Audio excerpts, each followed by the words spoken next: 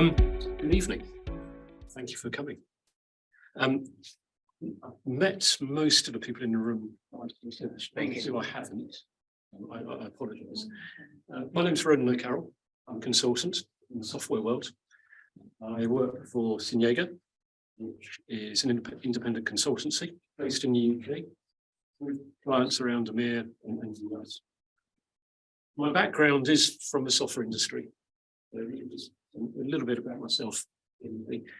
I entered the IT world from the scientific world. Biochemistry, white coat really wasn't for me. And I started life with what used to be digital many years ago. Ahead.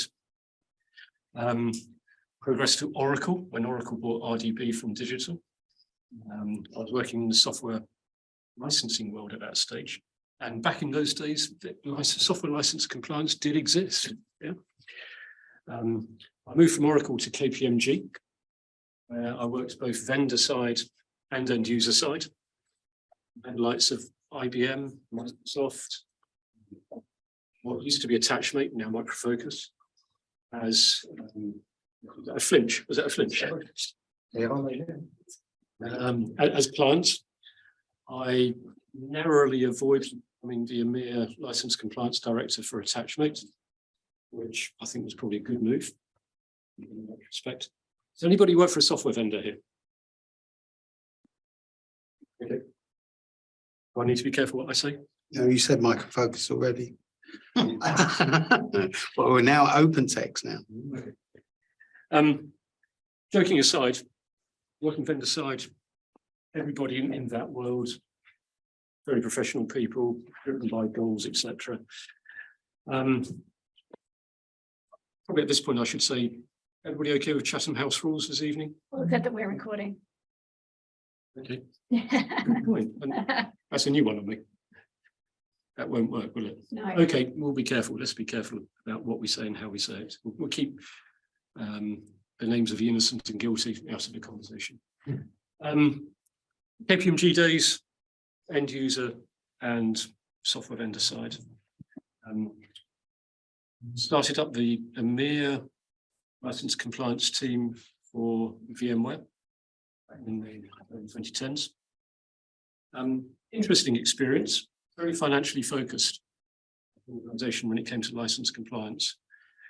From there progressed to Concord, which was in the day a boutique software asset management consultancy with their own in-house tooling and some very interesting clients.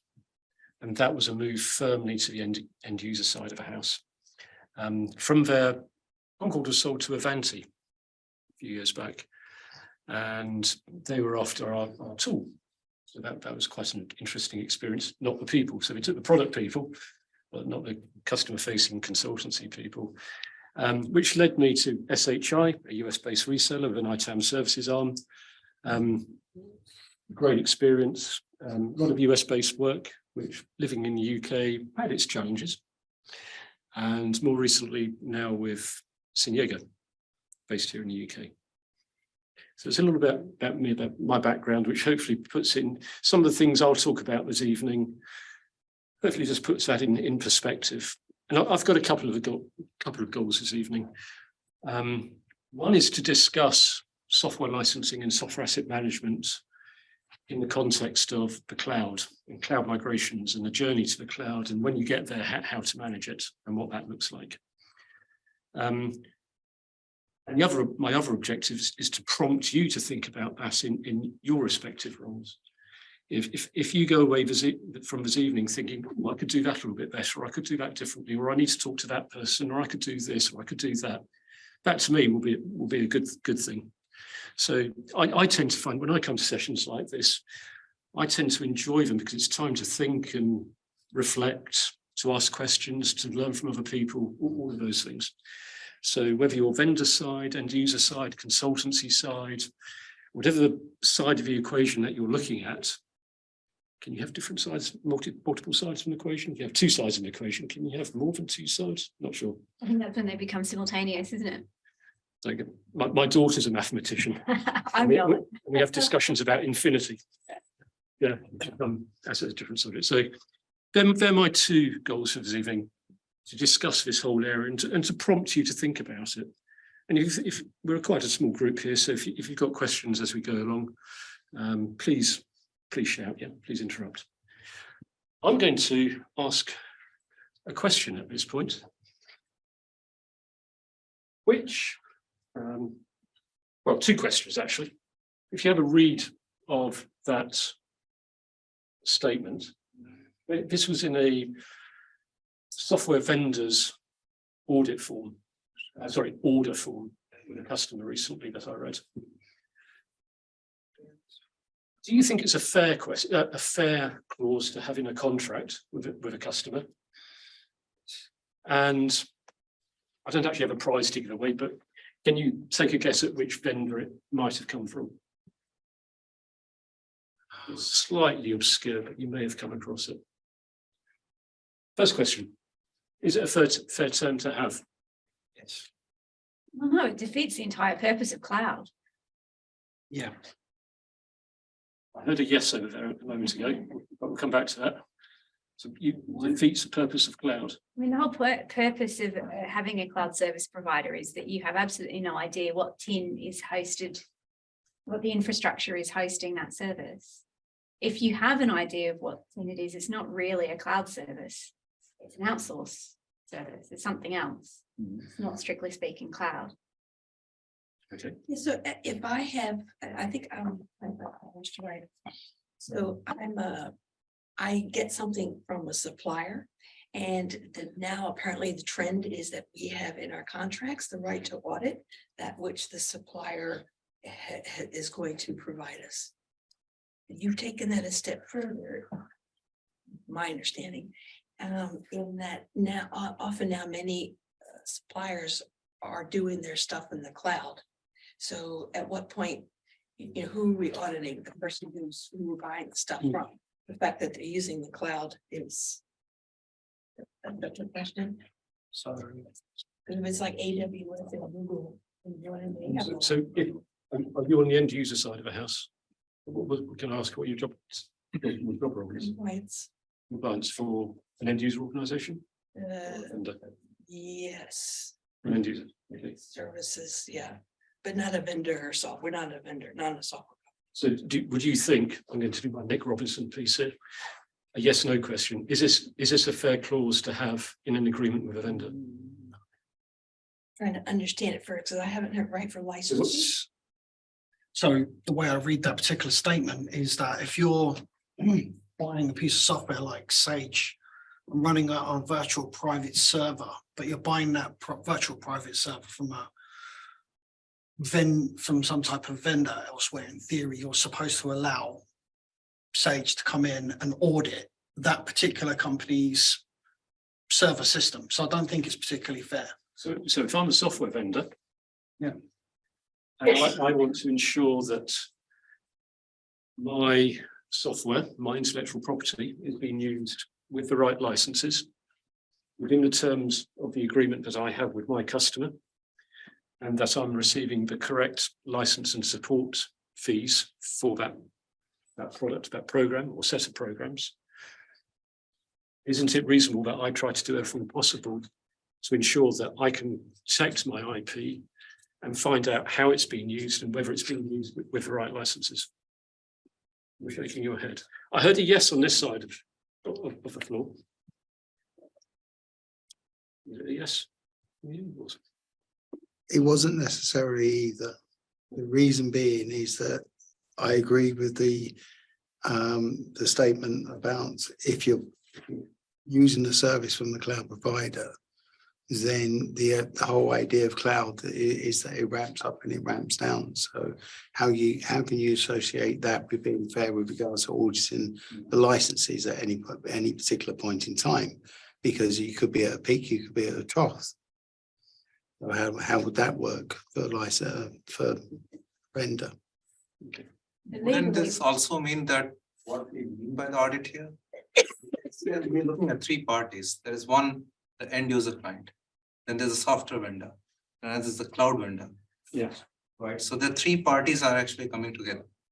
If you look at in a SaaS kind of a model, the relationship is actually opaque between the end client and the cloud providers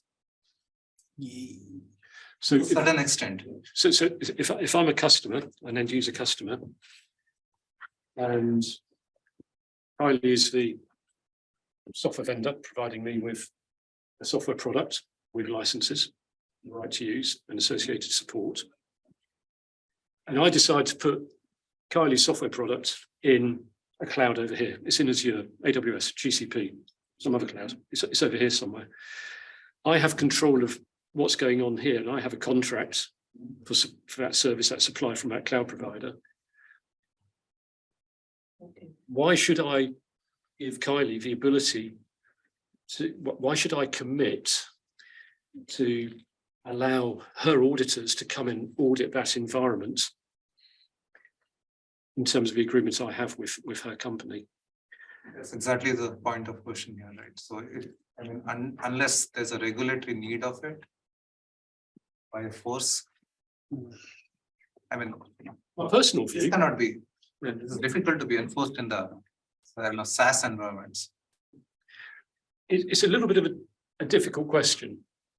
And I started out by writing this saying, is this a fair contractual term? But I didn't want to get This is fair in case like I have to take my application and host it. Yes. Okay, then probably, and in fact, a lot of us might know, when Microsoft Azure started, this was one of their game changer in the market. They actually said that you can, to the banks, when they sold the Azure instances compared to AWS and GCP and others, that one of the USP in the market was you can come and audit as a prerequisite agreed contractual terms. They were the only vendor who was doing that in the market, but that was only applicable. The customer is bringing the application. It's not the vendor who is actually providing access. My personal view. So sorry. I've come across where the vendor's MSA includes, I came across one, that's very generous that they're actually offering that we can audit them, right? They gave us the right to audit. I think then you have to look at if they allow an independent auditor. Is the next phrase, but I thought this was forward thinking. They realize now that they're gonna have to do it. Sure. Now, what I like and would like to know more from everyone is then if their stuff is in the cloud, then can we ask the vendor to say, well, let's say for GDPR, we have data in UK and we have data in Singapore, I'm making this up here, and data in Germany. So do I ask then my vendor, can you please make sure that the data is segregated in the cloud? Because cloud providers, I understand, have now gotten on that this is required of them and that they might charge a little bit more. But I don't know if you can help with that. So some of that may be possible. I think personally, that would probably come down to negotiation on a case-by-case basis. From a software vendor's point of view, my view of this is it's not unreasonable to try to seek to ensure that I can have control and understand how my software is being used wherever it may be. The piece that's a little bit difficult here is a right for the licensor, software company, to audit the cloud service provider infrastructure and data centers. Vendor is trying to put the onus on me as an end user to insert into my contracts with the cloud service provider the right to use the vendor to come in and audit. That's the difficult piece. The principle of it, I think, is not totally unreasonable, but the way in which that was worded was a little bit difficult. So the principle of looking at protecting IP and ensuring the right license fees are being paid, quite reasonable, absolutely. But the way in which that was worded. Any guesses as to which vendor? I'm gonna say something random like Nextcloud or something. Oracle. Tibco. Go. You may or may not have come across. Yeah. And I won't say which customer. That's a bit Obvious reasons. As an end user, I could not sign that. I don't think any end user could sign that. Any expectation No. of being able to comply with it. No, and it was a sharp-eyed procurement person who spotted it. First time I'd seen it. Mm. Well, if I was on the vendor side of the fence, not unreasonable at all, but how do you actually, in that sort of environment, situation, try to do the right thing? Anyway, I got you talking, thank you. Let's move on a little bit. So what we're going to talk about a bit more today. So we're going to discuss why should software be managed? Why should software licensing be managed in cloud in cloud migrations? At the start, the middle, the end, post migration. What's the importance of it? I'm going to talk a little bit about something that we refer to as the 4M model. Map, model, migrate, manage. For, during, after. We're going to talk about bears, heartbreaks, and happiness. And we're not talking about Paddington bears here, we're talking about grizzly bears. Bears that can climb trees and bite you quite severely. I'm going to spend a little bit of time talking about FinOps. Anybody involved in FinOps here? Yeah. So, okay, I suspect one or two other people aren't admitting it, but there's two people who have admitted it. And then what does true value look like? What is the mix of the management of managing software assets, software licensing through that journey? What can that mix of process, tools, technology look like? Used process, tools, technology, that's been in the software asset management world for years and years, hasn't it? It's still, my view is it's still relevant today as it ever has been. Developing the right processes, having the right tools, reporting, the right technology to support it. Talking to one chap earlier, ServiceNow person, that's an example of the tooling. I try to be agnostic when it comes to tooling. I think it's all about the data. The label of the tool is one thing. Some tools have strengths and weaknesses. They all have strengths, they all have weaknesses. Generally, it's all about the data, getting the right data. So that's a little bit about the agenda for this evening. Oh my God. As long as you want. Until the pizza arrives. Yeah, Okay. we'll probably until about 7:30. So why manage software through a migration? Software licensing through a migration. Why is it so important? It's going to be different people are going to give different answers to that question depending on their job title, their role in the organization and what's driving them. And doing the job properly, getting the migration performed in a professional way, ensuring that you end up at the end of a journey with a functioning, perfect application in the cloud. That's the nirvana. That's what you're trying to aim for. With the right licensing associated with it, the most optimal licensing, the most cost-effective licensing, ensuring that you're not paying, you're compliant, but you're not paying too much. And you're making best use of the vendor's license grant and support that you already have in place. There's some good reasons I would suggest for managing it. And ensuring that it's resilient for the future. It's going to be what you put in place today, what you design, whether you're a cloud architect, whether you're a software asset manager, whether you're an application manager, whether you're a DBA who has to manage the underlying database in the new AWS environment or Azure environment, wherever you sit, ensuring that it's going to function well going forward is important. A couple other things. So if you're more financially orientated, finance is going to be important to you. If you're a software asset manager for an organization, you may be wearing several hats. You may be wearing a license compliance hat. You may be wearing a financial cost optimization hat, a commercial hat. You might interact with procurement people. You're talking to people who have you might have more of a technical slant to your role, or at least be interacting with people across your organization who are more technical. So there's all of those angles.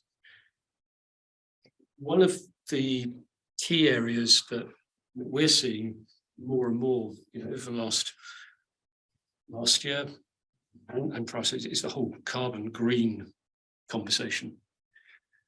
One client I'm working with at the moment has a goal passed down by their CXO level down to software asset management level, which is all about carbon footprint, turning off old, expensive, high energy consumption data centers and going to cloud, which is the opposite, in theory, ideally. Depends on that. Well, and again, it depends. What does optimal look like? If you're going from a relatively small environment, that may be more difficult to achieve. If you're going from big old legacy data center environments to brand new, relatively brand new cloud data center environments, relatively easy to achieve. And when you start to look at the numbers, and when you get into the high volumes of applications and database environments, going from those old Oracle, SQL Server, DB2 type environments, and maybe it is migrating those sorts of database environments to cloud, or going to cloud native type database environments, Aurora, Postgres, etc.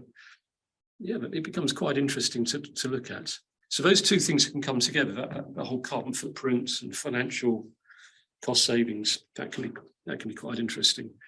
And it can be a driver to make things happen. If you can demonstrate that you're going to save costs by going to the cloud, that can be a good thing. And ultimately, people want it all to work. If you have a mission critical application that your business depends upon, it's important to make sure it works going forward. We were chatting a little bit earlier about the principle of migrating applications where perhaps the underlying database schema is ancient, old, undocumented. Is it wise or safe to migrate that sort of application or try to migrate it to the cloud? It could be foolhardy, could be a little bit naive, could be difficult, could be impossible. What are you going to do in that sort of environment? Maybe the answer is let it run, go end of life.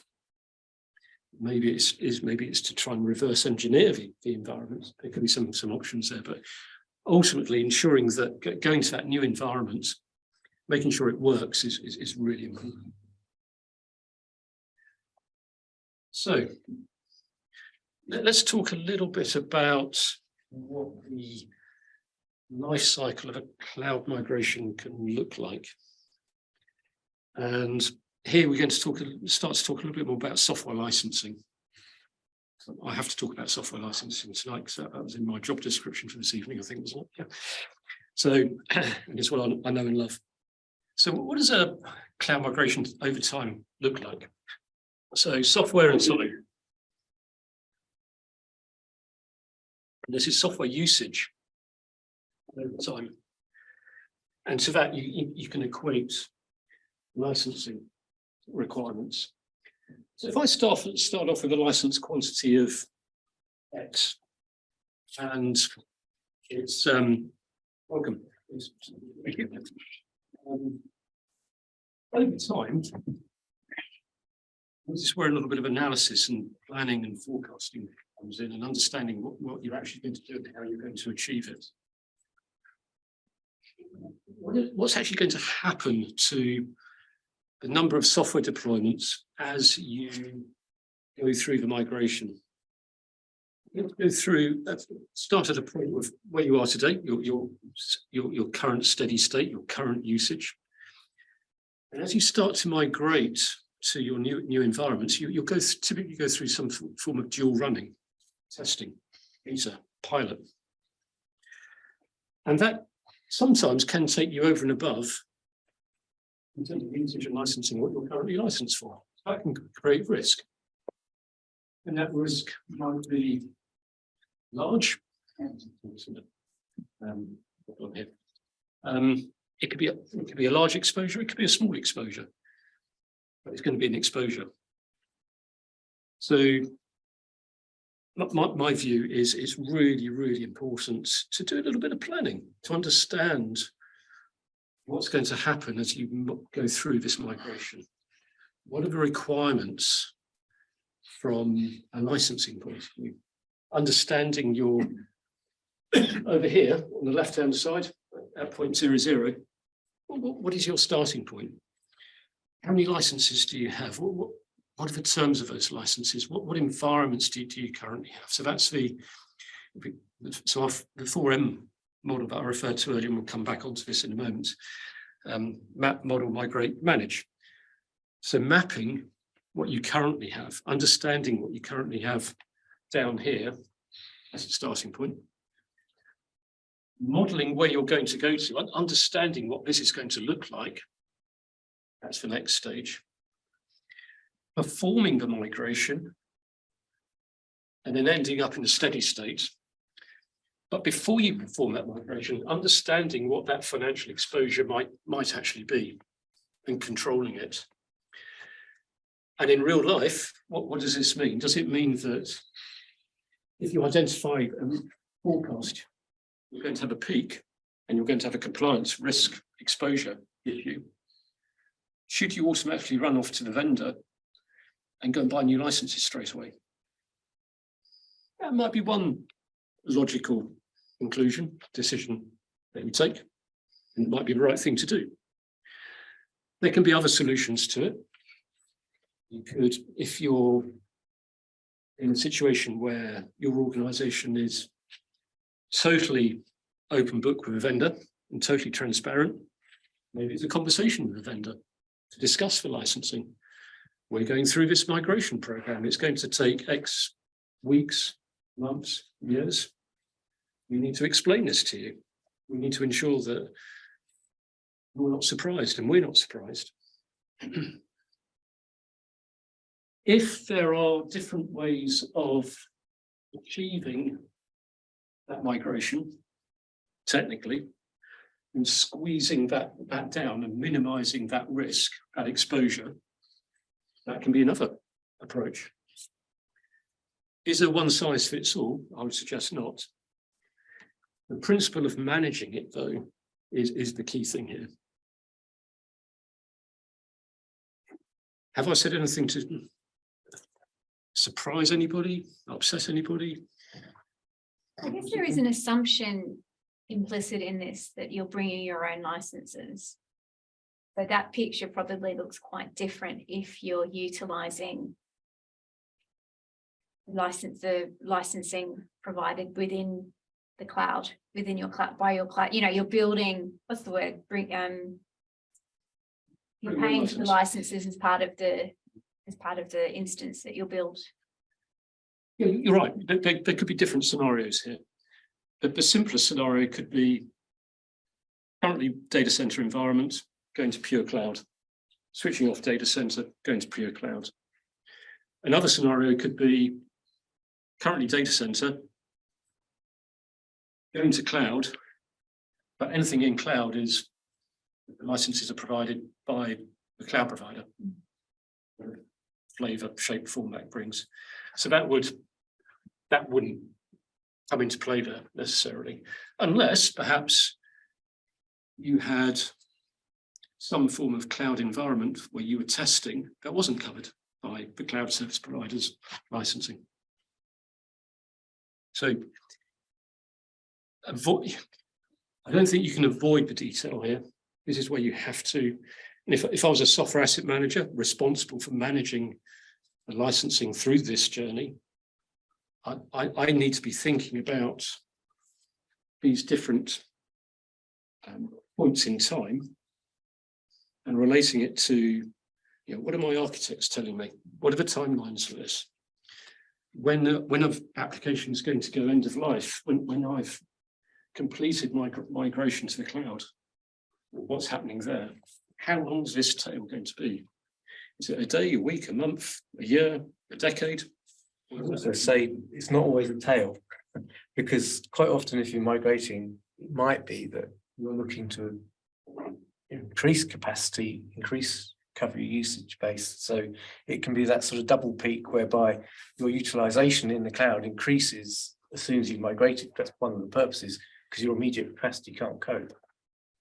So that's not an uncommon scenario as well. So you sort of almost have the double peak to manage throughout the life cycle of a software application. Double, triple.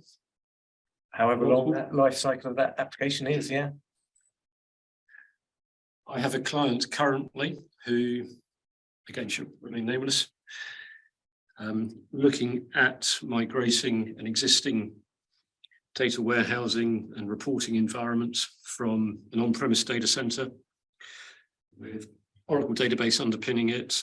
There's Informatica in there, there's business objects, some other vendors' products.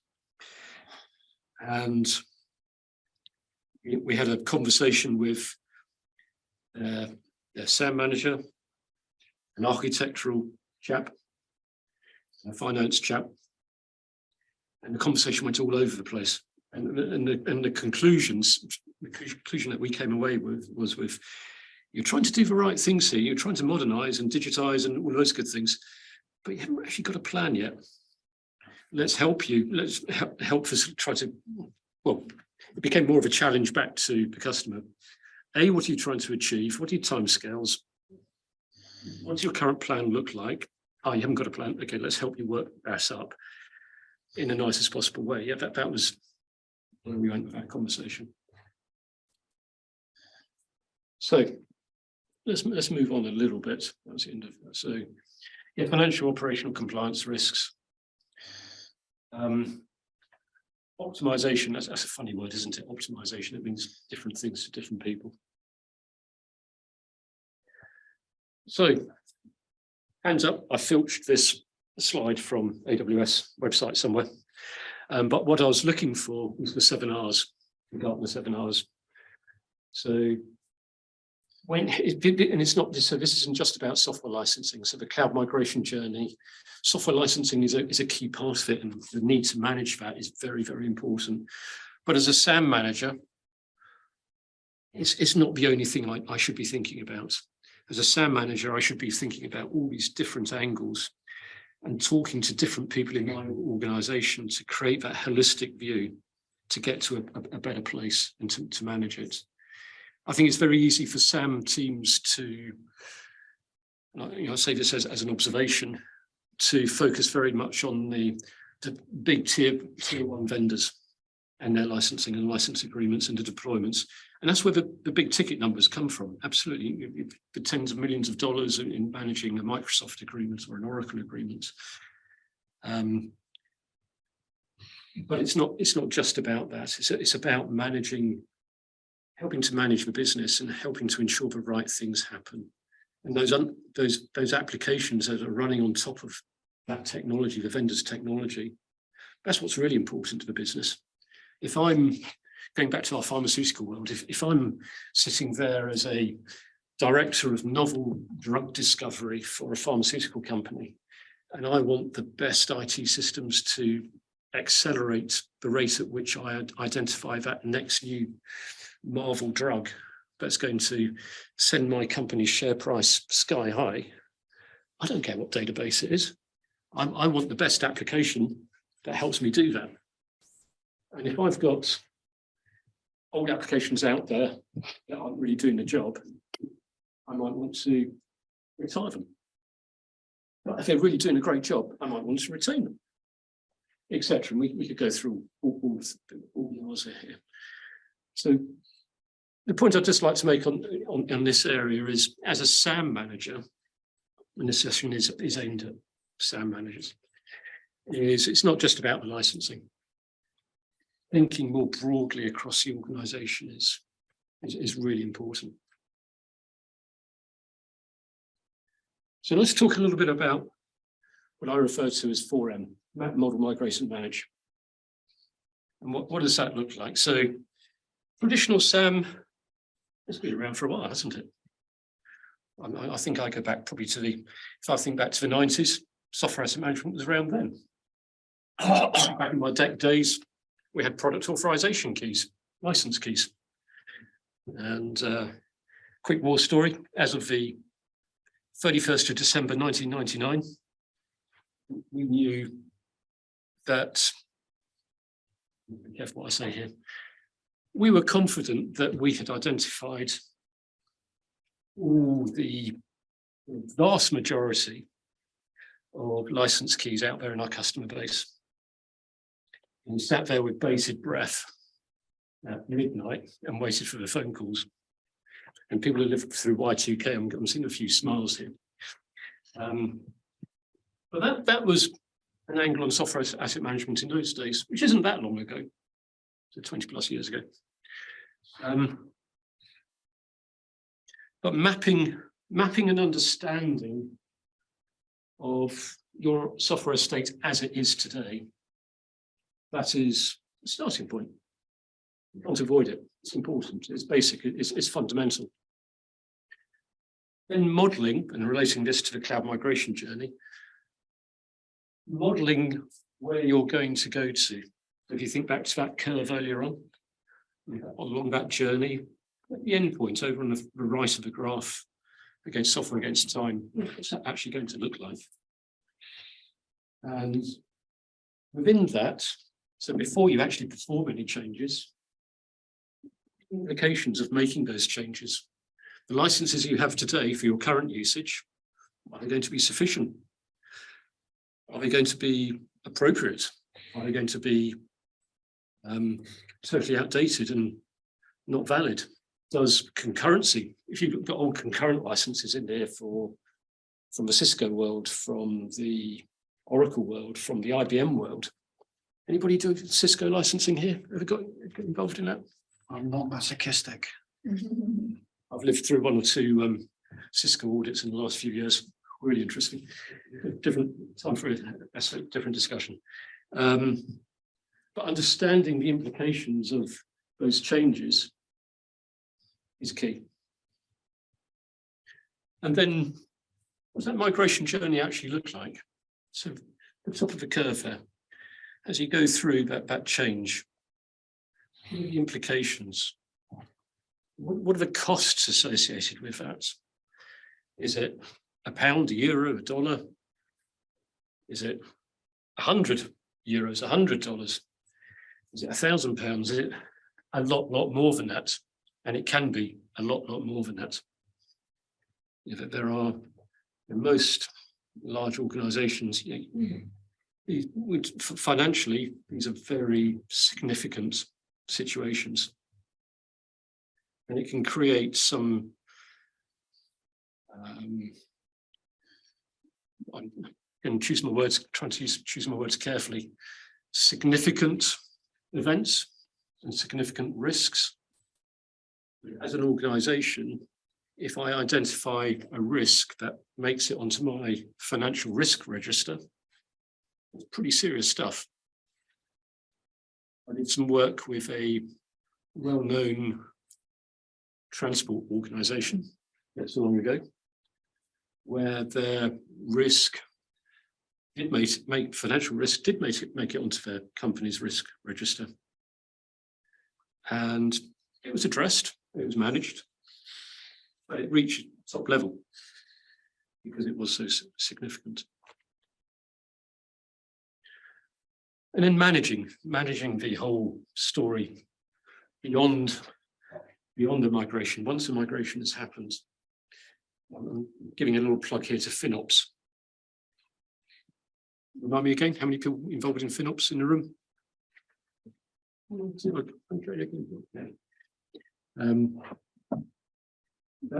Let's talk about that again a little bit further on. We're going to talk about that grasping the nettle of FinOps, but once you actually get to the cloud, this traditional SAM is becoming more dynamic. It's less stable. You can change it more easily. Is it more difficult? Quick vote. Is software asset management in the cloud easier than traditional software asset management? I'm getting one nod of a head. It's different. Yeah, it's different. It's different. So not necessarily more difficult, but different rules, similar principles. Yep. sort of levels of attention needed, but I think with difference brings initially difficulty. You have to learn, and learning can be difficult. And reaching a new steady state can be the aspiration. And maybe you need new skills, the old skills, ways of doing things in the past become irrelevant or less relevant. So, an example here.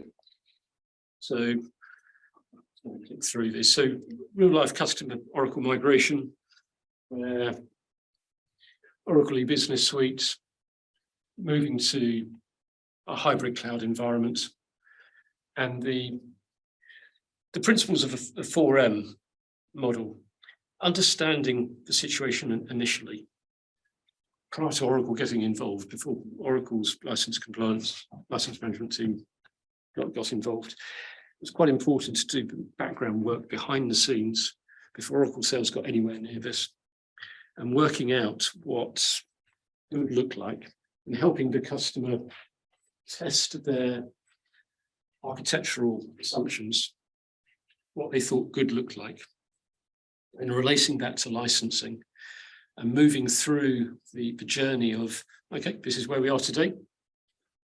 This is where we're trying to get to. Whatever changes have we got to go through? Where do we want to end up? And the case this particular one refers to as customer did have a compliance issue to begin with.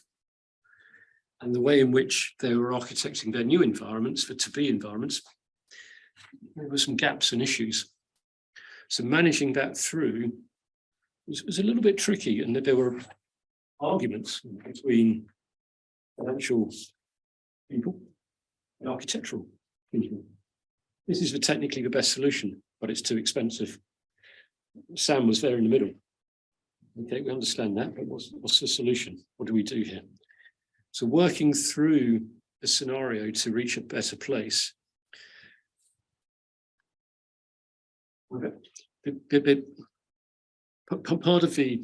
of the success for the SAM team in this particular piece and the overall customer team was that they weren't afraid of getting into the detail. They knew they had to really peel back the covers and be quite frank and honest with themselves to say, okay, what does good technically really look like here? And they had to have some fairly honest conversations. They did need to part company with cash. They did need to buy extra. So going back to that graph of software against time, it doesn't mean that you can avoid paying extra from time to time. If that's the right thing to do, absolutely, that can be the right thing to do. So there's down bottom left-hand corner there, decommissioning schedules, onboarding plans, getting into that level of detail. And the SAM team in this scenario, they help facilitate that. They help bring some clarity to those that situation. Let's move on a little bit now. There's heartbreaks and happiness. You're going to, what's this guy going to talk about now? No, so it's not, I'm not going to talk about Paddington Bear. I'm going to talk about grizzly bears. Bears that can climb trees. Bears can climb trees. Have you seen claw marks in trees? I was trying to find a Google image of claw marks, and there's some pretty horrendous ones. So we have external bears, and three types of bears that can, some of them catch you and bite you quite nastily if you're not careful. If you don't treat them carefully, if you don't manage them carefully, they can give you a nasty nip, more than a nip. So the vendors, the service providers, the cloud providers. So software vendors, we know and love. Software vendors, let's not dwell on the vendors too much, but they're there to look after their intellectual property. They're there to make money from the sale of their products and their services. They have shareholders to please. They're there to generate revenue. They have license compliance teams. So when you're going through a cloud migration, managing interactions with software vendors I would suggest is very, very important. Very, I'll give it a third, very important to that. And most software asset management teams, I would suggest, are familiar with that. If you're a SAM manager, you know you have to manage your agreements with those vendors.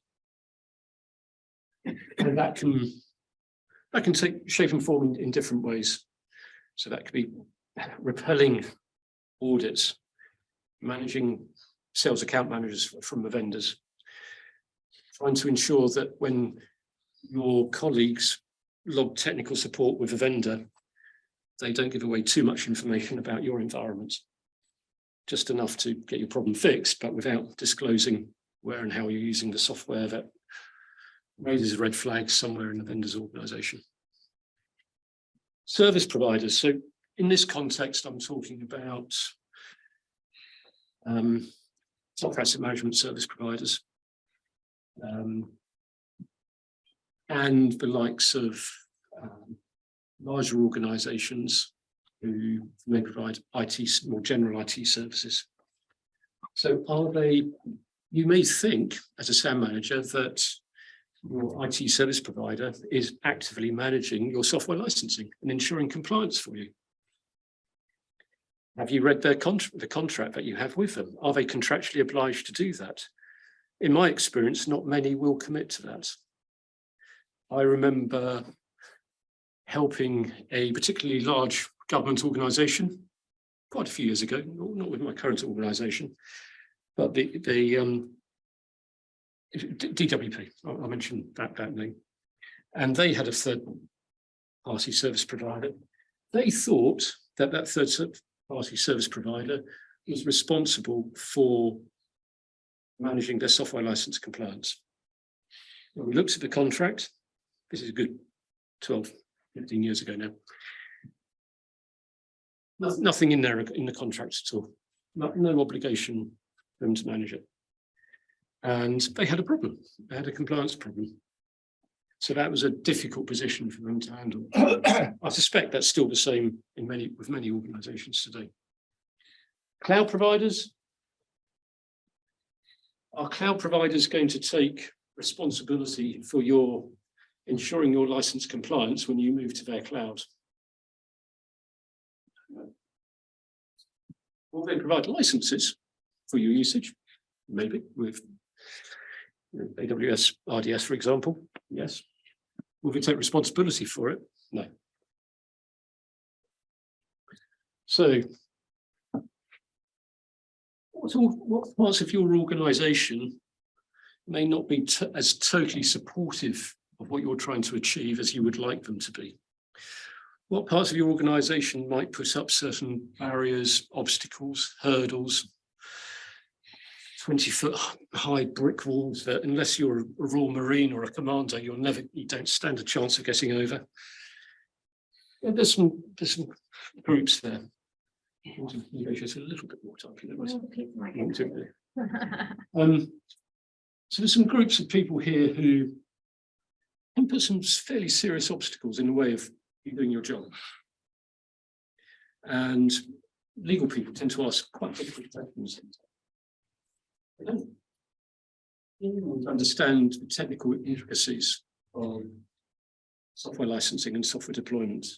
They understand what a contract looks like and how to write all the legal jargon, and that's what they're really good at. Take them into an audit scenario and it becomes a little bit legalistic. Finance, they can ask some tough questions. Again, cloud providers, your in-house cloud teams. Do FinOps people really understand software licensing? That's not in my experience yet, but there could be some exceptions. You've given me the look. Both. It could be both. I'm conscious of time. I'm going to mention this one very quickly. So another cloud situation. I'll let you read what's on the screen here. I'm pretty sure can we make the presentation available afterwards? If anybody wants it, yeah. So again, 4M model applies. trying to ensure that the whole journey was managed successfully, and ensuring that the end solution was a good one, that the journey into the cloud ended up with the usage in the cloud of the software being correctly licensed, the right support being in place, financially optimized, all of those things, ticks in boxes. Working through that was quite difficult, but it was something that was achieved. So let's think about a little about what a nice bear looks like. What does harmony look like, internally and externally? It's about all these people working together. Put my SAM hat back on as a SAM manager, director, leader. Bringing these things together, ensuring that I have all bases covered, ensuring that I know where, how, who is using the software I have out there on my estate. Have I got the right tooling in place, the right services around it? As a SAM manager, that's quite a trick to pull off. And any one point in time, juggling all of these things it's not easy. Anybody who's got a SAM hat here, could anybody honestly say that they get all of these things perfect all of the time? I mean, slightly rhetorical question. So getting to the point where the bear is happy, the bear's snoozing, the bear's not chasing you up that tree, is a good place to get to, or at least the bear's in a different forest to the forest that you're in. Let's talk about a little about FinOps. So not far off finishing at this point. So, and grasping the nettle. So a little bit of imagery here. So grasping the nettle. Why is it important? So my observation of the FinOps world as it is today is still it's been around for a little while now, a few years. A lot of people are practicing it. Are we seeing software asset management and cloud FinOps really coming together and at least coexisting, if not collaborating and working together and integrating? It depends on the organization. Some organizations I see are two entirely different worlds. Software asset, in some cases, software asset management, or ITAM and HAM as well, and zero FinOps yet. Others, these organizations exist, FinOps is emerging, there are people doing it, they're becoming more organized, but they're not talking together, and they're missing a trick. They're not fully taking advantage and collaborating and optimizing and creating a unified approach to their vendors and the suppliers in the IT space. So taking control and creating links across the organization and grasping that nettle, I think in the FinOps spaces is important for a SAM person. And it might mean taking one or two calculated risks. It might mean buying somebody a coffee that you wouldn't normally buy a coffee for, getting to know people, creating new links, new relationships across your organization. Develop some reporting views. Data can be really nice, using data to your advantage. Can you show me where I have all these software products? How are they actually being used? What instances are being used to support these particular applications? How have they been tagged? What resources are allocated to them? All these things. Make some inroads there. That's my request to you. That's my challenge to you. That's my prompt to you to take, if you take nothing else away from tonight, but is to go and look at that tomorrow morning in your role with your SAM hat on.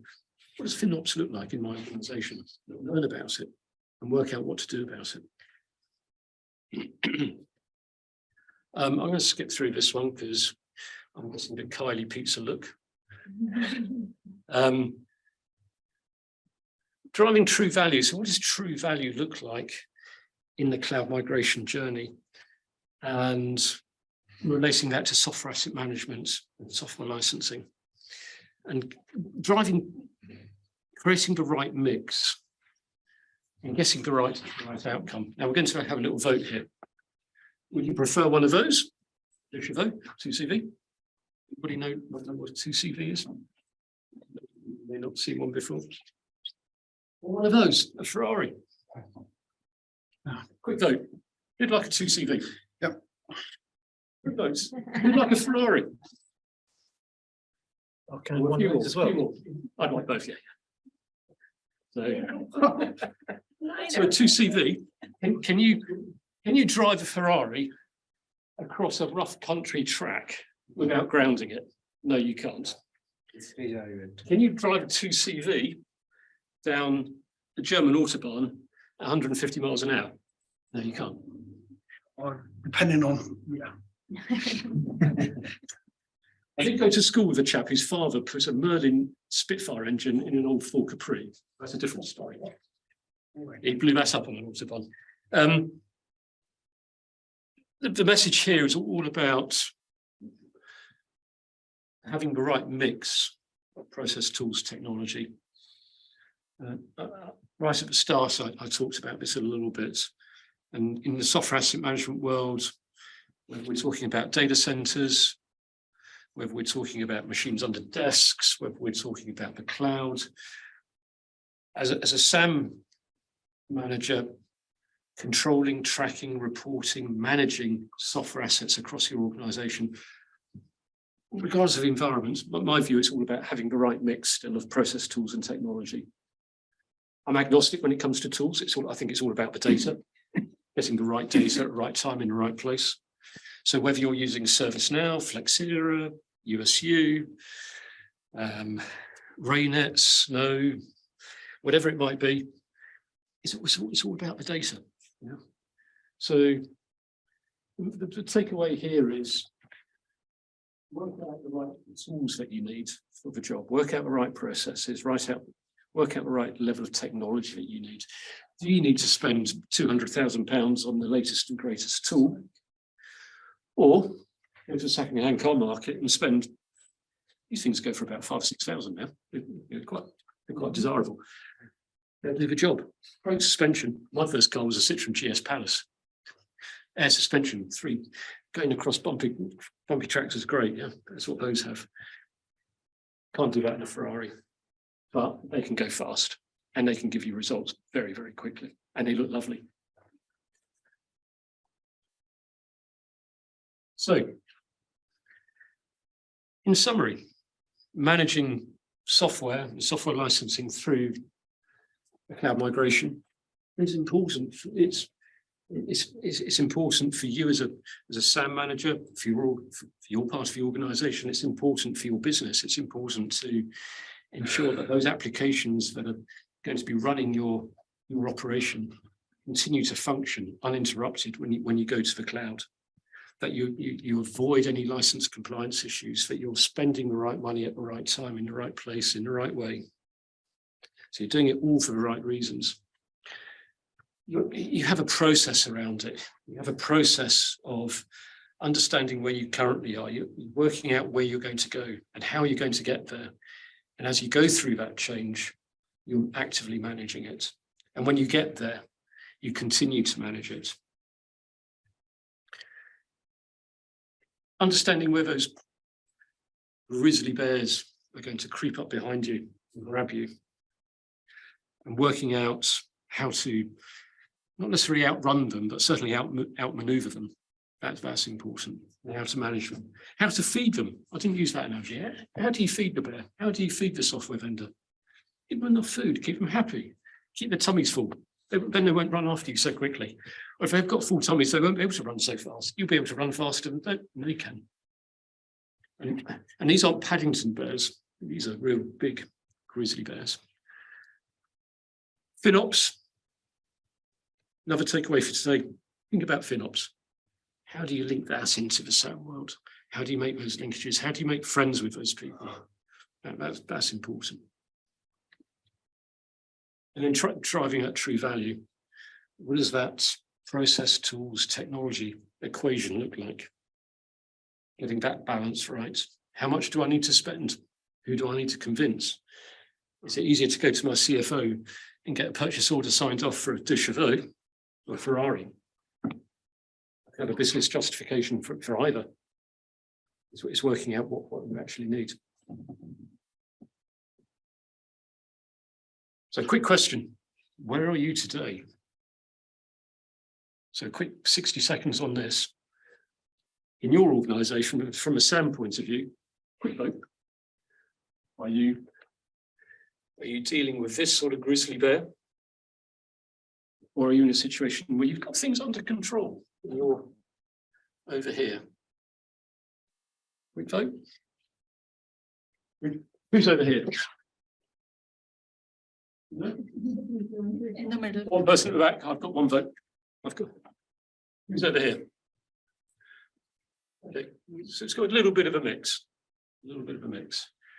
So I started off by saying I wanted to do two things tonight. One was to discuss software licensing and migrations to the cloud, and also to prompt you to think about what all this means for your organisation and your role. So hopefully, I've been having a few nods and wags of the heads as we've gone through. So hopefully, it's helped you think through some things. Nobody's closed their eyes, which is a really good thing.